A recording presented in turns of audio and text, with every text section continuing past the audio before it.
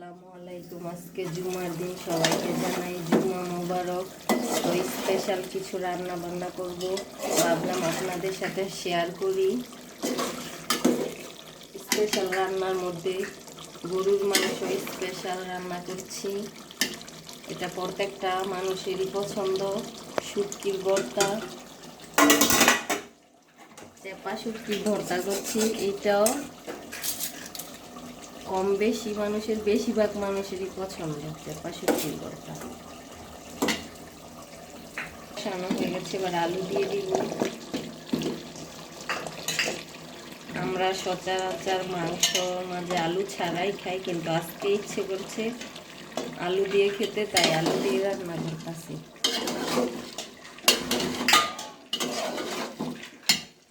আরেকটা স্পেশাল জিনিস রান্না করব, কালা বেগুন মলায়া শুটকি দিয়ে।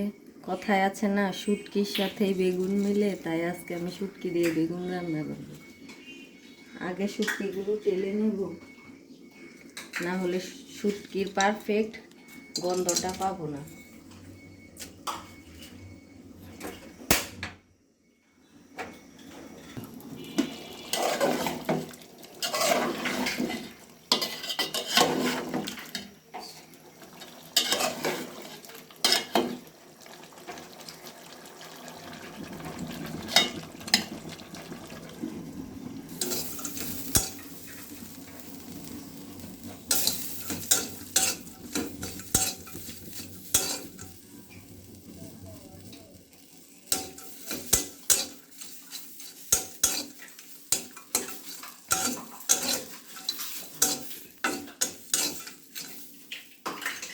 এটা নেড়ে চেড়ে একদম ভালোভাবে টেলে নিচ্ছি।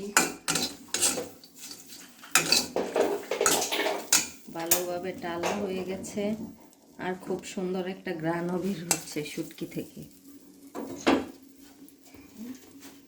এবার শুটকিটা ঠান্ডা পানি দিয়ে ধুয়ে নেব। শুটকির তরকারিটা রান্না করার জন্য চুলায় একটি কড়াই বসিয়ে তেল ঢেলে দিচ্ছি।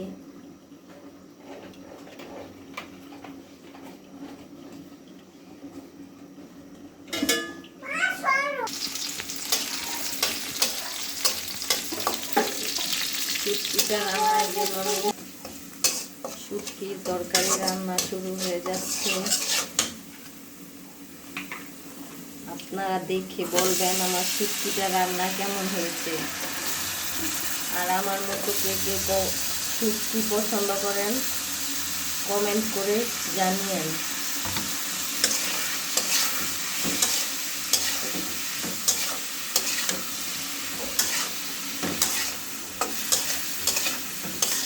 এখানে আমি রসুন কুচি, পেঁয়াজ কুচি, হলুদের গুঁড়া, মরিচের গুঁড়া দিয়ে বেগুনটা ভালোভাবে কষিয়ে নিচ্ছি। এখন ঢাকনা দিয়ে ঢেকে দেব। মাংসটা কষানো হয়ে গেছে, কতটা লোভনীয় হয়েছে দেখা যাচ্ছে। এবার পর্যাপ্ত পরিমাণের পানি দিয়ে দিব। আপনারা যারা এই জিনিসটা না জানেন, আজকে শিখে নেন। শুটকির তরকারিতে ধনিয়া গুঁড়া দিলে তরকারির স্বাদ দ্বিগুণ বেড়ে যায়। আমি এই পর্যায়ে ধনিয়া গুঁড়া দিয়েছি। এবার ঢাকনা দিয়ে আবারও ঢেকে নেব। কালা বেগুন আর গরুর মাংসের তরকারিটা চুলায় হচ্ছে, আর আমি এই দিক দিয়ে চেপা শুটকির ভর্তাটা কিভাবে বানাই আপনাদেরকে দেখাচ্ছি। মরিচ দিয়ে দিয়েছি, এবার বাটা করব।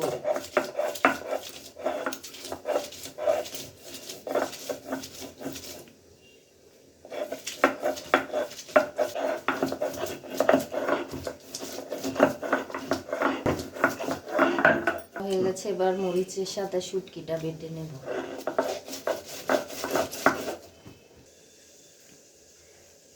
শুটকি বাটা হয়ে গেছে মরিচের সাথে, এইবার পেঁয়াজ রসুন বেটে নেব। এই যে দেখুন, সব কিছু একবারে বেটে আমার ভর্তাটা পারফেক্টভাবে হয়ে গেছে। এবার আমি বাটিতে নিয়ে নিচ্ছি।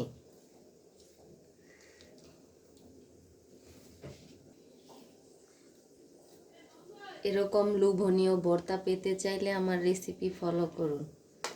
আর এই যে এবার গরম ভাত আমি পাটায় মেখে নিব, কারণ এটা রাজকন্যাদের বাবা খুব পছন্দ করে।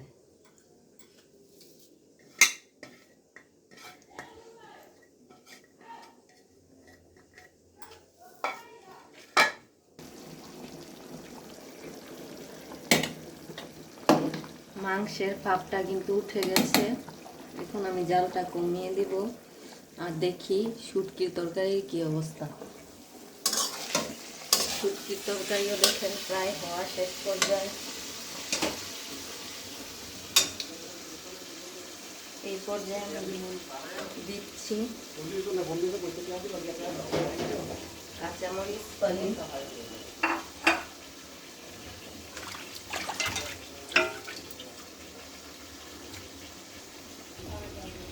আর দিয়ে দিচ্ছি এই যে মলায়া শুটকি। এবার শুটকিটা দিয়ে তরকারিটা ভালোভাবে নেড়ে চেড়ে দিচ্ছি।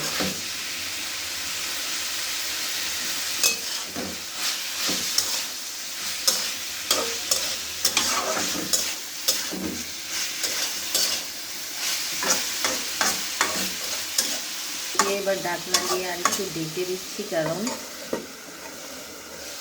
শুটকির ফ্লেভারটা যেন বেগুনের সাথে মিক্স হয়, এই জন্য।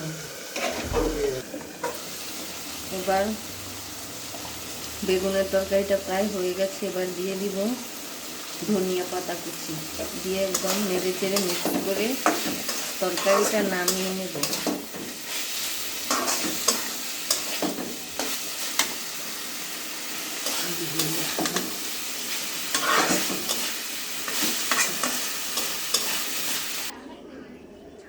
এই যে দেখুন হয়ে গেছে আমার কালা বেগুন দিয়ে শুটকি দিয়ে বেগুন চচ্চড়ি হয়ে গেছে। দেখুন দেখতে কতটি লোভনীয় হয়েছে, খেতেও কিন্তু লোভনীয় হবে, কারণ যেই জিনিস দেখতে ভালো না সেটা খেতেও মানুষের ভালো লাগে না।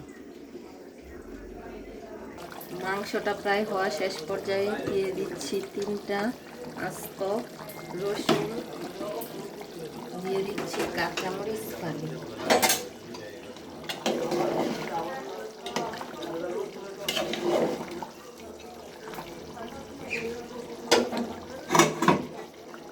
এবার ঢাকনা দিয়ে ঢেকে 5 মিনিট পর নামিয়ে ফেলব। এই যে দেখুন হয়ে গেছে আমার মজাদার লোভনীয় গরুর মাংস। তো আজকের ভিডিও এই পর্যন্তই শেষ। আসসালামু আলাইকুম।